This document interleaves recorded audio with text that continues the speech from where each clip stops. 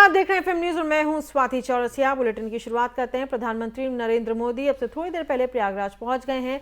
आपको बता दें कि प्रधानमंत्री प्रयागराज में महिलाओं को बड़ी सौगात देने जा रहे हैं। प्रयागराज दौरे के दौरान 2 लाख से अधिक महिलाओं की मौजूदगी वाले एक कार्यक्रम में वो भाग लेंगे, जहां पीएम मुख्यमंत्री कन्या सुमंगला योजना के तहत 1 लाख से अधिक लाभार्थियों को कुल 20 करोड़ रुपए की अधिक की राशि हस्तांतरित करेंगे। कार्यक्रम में 2 लाख से ज्यादा महिलाएं शामिल होंगी।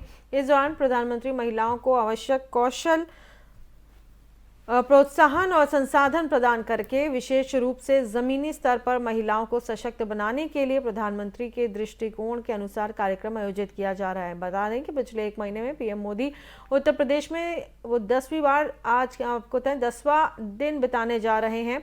यूपी चुनाव से पहले पीएम मोदी ने बीजेपी के चुनावी अभियान की कमान अपने हाथ में ले ली है। उत्तर प्रदेश में 2 महीने से कम में चुनाव होने की संभावना है।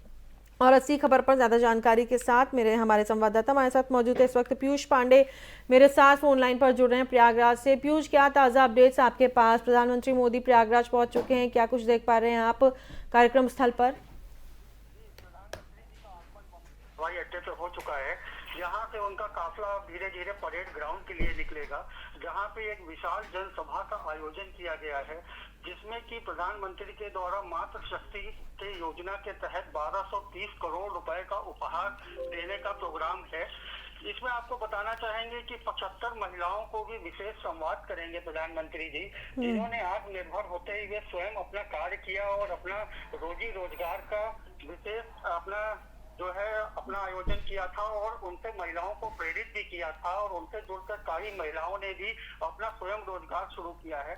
तो इसके तहत प्रधानमंत्री जी जो है वहां पर 1230 करोड़ रुपए का उपहार देंगे और 12:45 का कार्यक्रम था इनका, जो कि अभी थोड़ा सा विलंब हो रहा है और बस अभी प्रधानमंत्री जी का काफिला निकल ही चुका है और परेड मैदान में पहुंचने ही वाले हैं। ठीक है, देखिए ये उनका 10वां दिन है कुल अभी तक यूपी में। उत्तर प्रदेश के चुनाव से भी जोड़ करके इसको लगातार देखा जा रहा है, क्योंकि एक के बाद एक भेंटे, उद्घाटन, शिलान्यास लगातार प्रधानमंत्री और मुख्यमंत्री साथ आकर के कर रहे हैं। उत्तर प्रदेश चुनाव से भी इसको लिंक करके तो देखा ही जाएगा। बिल्कुल बिल्कुल, देखिए जिस तरह की उत्तर प्रदेश चुनाव का भूगोल बच चुका है, सभी लोग अपने अपने तरीके से प्रभावित करने को लग रहे हैं। बिल्कुल इसको भी उसी लय में देखा जा सकता है कि जिस तरह का ये आयोजन हो रहा है और महिला सशक्तिकरण के नाम पर इतना बड़ा फंड का आवंटन किया गया है। हालांकि यह मोदी जी पहले भी करते आए हैं, परंतु विपक्षी जो है वो इसको यूपी चुनाव से ही देखकर कह रहे हैं कि यह एक जुमला है जो कि वोटरों को लुभाने के लिए किया जा रहा है। आखिर इससे पहले ऐसी योजनाओं को क्यों नहीं शामिल किया गया? ठीक है, बहुत शुक्रिया पीयूष हमसे जुड़ने के लिए। तो पीयूष पांडे हमारे संवाददाता जुड़े हुए थे प्रयागराज से हमारे साथ और तमाम चर्चा कर रहे थे। पूरा कार्यक्रम उन्होंने विस्तार से बताया प्रधानमंत्री का क्या होने वाला है, और प्रधानमंत्री के कार्यक्रम की शुरुआत में कुछ समय लग रहा है। जाहिर सी बात है, जब इस तरीके के राजनीतिक कार्यक्रम होते हैं तो कुछ विलंब होता है। फिलहाल रुक करते हैं अगली खबर का। कांग्रेस के पूर्व अध्यक्ष राहुल गांधी ने पंजाब और कुछ अन्य जगहों पर भीड़ द्वारा पीट कर कथित तौर पर मार डालने की हालिया घटनाओं की पृष्ठभूमि में मोदी सरकार पर हमला बोला है। राहुल गांधी ने आरोप लगाया है कि साल 2014 में नरेंद्र मोदी सरकार बनने से पहले लिंचिंग शब्द सुनने में भी नहीं आता था। उन्होंने thank you Modi ji hashtag के जरिए प्रधानमंत्री नरेंद्र मोदी पर निशाना साधते हुए ट्वीट किया है। उन्होंने लिखा कि 2014 से पहले लिंचिंग शब्द सुनने में भी नहीं आता था। बता दें कि बीते शनिवार अमृतसर के स्वर्ण मंदिर में और रविवार को पंजाब के कपूरथला कथित बेअदबी को लेकर भीड़ ने एक अन्य व्यक्ति की पीट कर कथित तौर पर जान ले ली थी। आपको बता दें, पंजाब में कांग्रेस की सरकार है। इससे एक दिन पहले राहुल गांधी ने ट्वीट कर महंगाई, पेगासस जैसे मुद्दों को लेकर केंद्र सरकार पर निशाना साधा था। राहुल गांधी ने ट्वीट पर लिखा था, ये एक ऐसी सरकार है जिसे सदन को संभालना तक नहीं आता।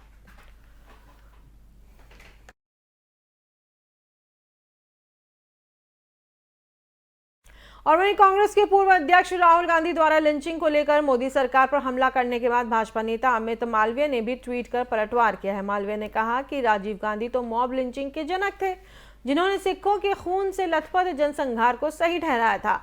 कांग्रेस के कई नेता सड़कों पर उतरे और खून का बदला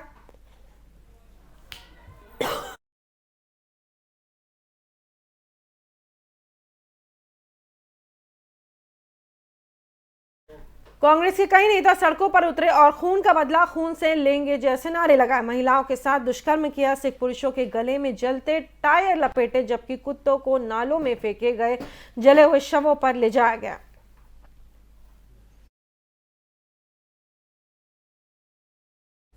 वहीं समाजवादी पार्टी अध्यक्ष अखिलेश यादव ने सत्तारूढ़ बीजेपी पर राजनीति को प्रदूषित करने का आरोप लगाया। उन्होंने दावा किया है कि उत्तर प्रदेश के आगामी विधानसभा चुनाव न सिर्फ राज्य बल्कि केंद्र सरकार का भी भविष्य तय करेंगे।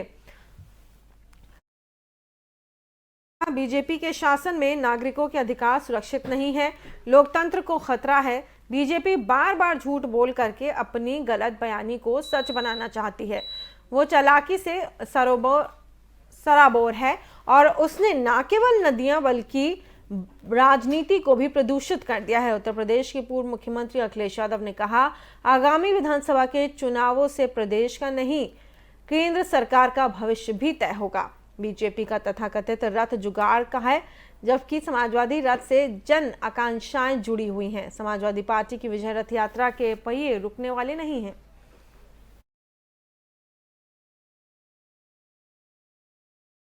और अब हम आपको दिखाते हैं मध्य प्रदेश के मुख्यमंत्री शिवराज सिंह चौहान का एक अनोखा अंदाज। शिवराज का यह वीडियो सोशल मीडिया पर जोरों से वायरल हो रहा है।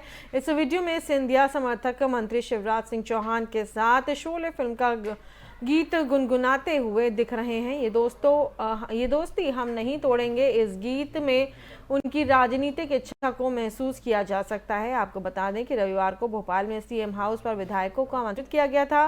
ये पहला मौका था जब सभी विधायकों को परिवार सहित बुलाया गया था। इसमें सिंधिया समर्थक मंत्री भी पहुंचे और इसी दौरान मंच पर सबने मिलकर गाना गाया। रुक करते हैं अगली खबर का। उधर जयपुर में कांग्रेस नेता सचिन पायलट ने भी एक कार्यक्रम में एक गाना गाया। वो गाना भी एक तरह से सचिन पायलट का राजनीतिक संदेश है। जीना यहाँ मरना यहाँ, इसके सिवा जाना कहाँ। देखिए, सुनिए ये।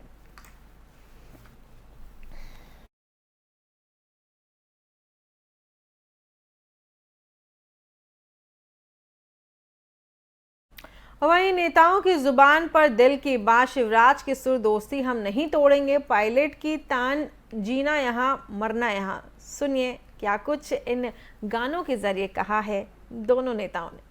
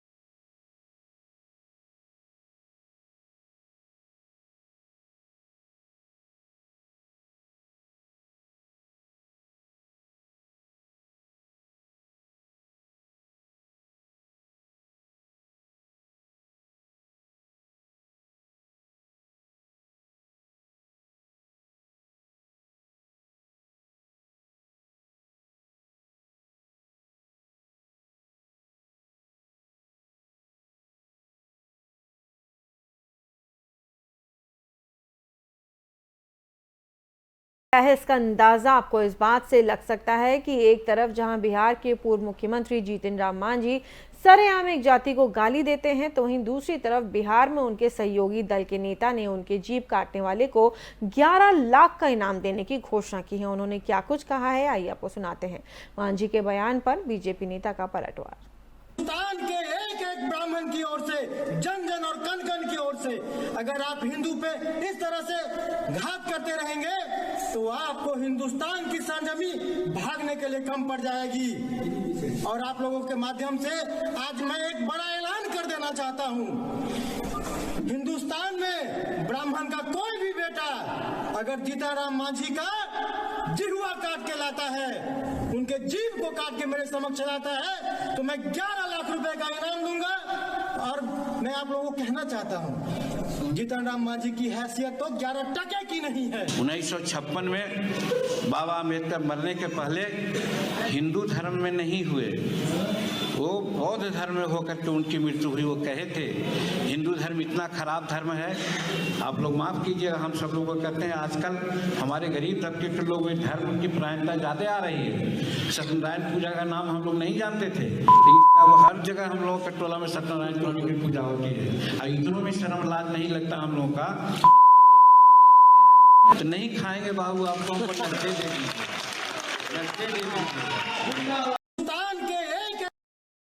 वहीं दिल्ली सरकार के डेंगू के सभी रोकथाम के उपायों के बावजूद राजधानी दिल्ली में डेंगू के मरीजों की संख्या कम नहीं हो रही।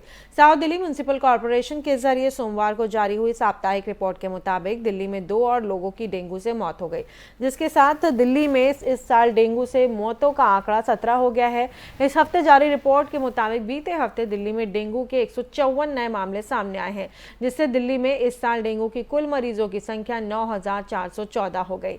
इस रिपोर्ट में आगे क्या कहा गया है ये भी हम आपको बता देते हैं। 18 दिसंबर तक पूरे दिल्ली में दर्ज मरीजों का आंकड़ा 1,138 तक पहुंच गया था, जबकि बीते नवंबर में डेंगू के 6,700 से ज्यादा मामले दर्ज किए गए थे। दिल्ली में इससे पहले सबसे अधिक मामले 2015 में दर्ज किए गए, जब दिल्ली में डेंगू मरीजों की संख्या 16,000 पर पहुंच गई थी।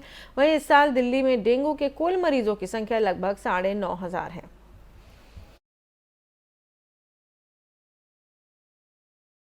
वहीं उत्तर भारत इस वक्त जबरदस्त शीतलहर की चपेट में है। दिल्ली से लेकर कश्मीर तक शीतलहर का प्रकोप बना हुआ है। राजधानी में पारा सामान्य से 5 डिग्री लुढ़क करके 3.2 डिग्री सेल्सियस तक गिर गया, जो अभी तक इस मौसम का सबसे कम न्यूनतम तापमान है। ज्यादातर अन्य स्थानों पर भी न्यूनतम तापमान 3 डिग्री सेल्सियस से 6 डिग्री सेल्सियस के बीच दर्ज किया गया है।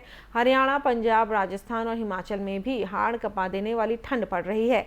राजस्थान के चूरू में रविवार को सबसे कम 0 से 2.6 डिग्री सेल्सियस नीचे न्यूनतम तापमान दर्ज किया गया। अगर मैदानी इलाकों में न्यूनतम तापमान की बात करें तो न्यूनतम तापमान 4 डिग्री सेल्सियस तक पहुंच जाता है। तो आईएमडी शीतलहर की घोषणा करता है। बताया जा रहा है कि इस साल लानीना के प्रभाव के कारण उत्तर भारत में सामान्य से अधिक ठंड बढ़ गई है।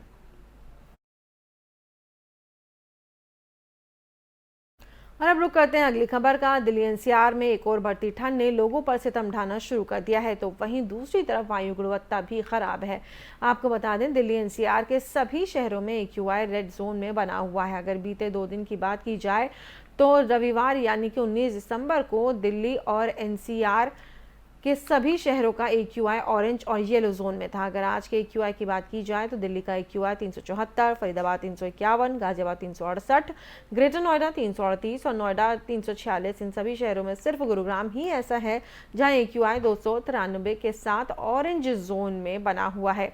AQI कम होने के सवाल पर ABP आपको बता दें कि UPPCB के एक अधिकारी ने बताया था कि जब ठंड ज़्यादा होती है तब ज़्यादातर AQI बढ़ जाता है, क्योंकि उस वक्त प्रदूषण के कण एक जगह इकट्ठे हो जाते हैं।